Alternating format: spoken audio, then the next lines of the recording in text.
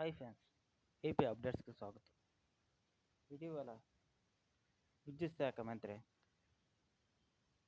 ఒక కీలకమైన నిర్ణయం తీసుకుంది. అది ఏమిటనగా, ఇప్పటి నుంచి కరెంటు బిల్లు కట్ అవసరం లేదు. ఇటీవల ప్రజల్లో గందరగోళం, కరెంటు బిల్లు ఎక్కువ వస్తుందనే గందరగోళం. 500 నుంచి 1000 యూనిట్లు వినియోగిస్తే 20,000 నుంచి 25,000 రావడంతో సామాన్యులు ఇబ్బంది పడుతూ గందరగోళం చేసేవారు. వాటిని దృష్టిలో ఉంచుకొని విద్యుత్ శాఖ మంత్రి స్మార్ట్ మీటర్లను ఏర్పాటు చేసింది.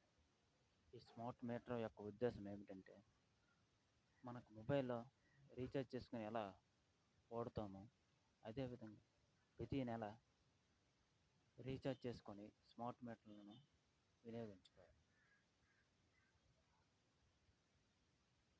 ఈ విధంగా మన ఇంటి పవర్ అయిపోయినప్పుడు మన మొబైల్కి మెసేజ్ రూపంలో వస్తుంది. మళ్ళీ మనం కొనసాగించాలంటే మళ్ళీ రీఛార్జ్ చేసుకోవాలి.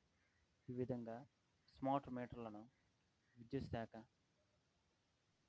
నెలకొల్పింది.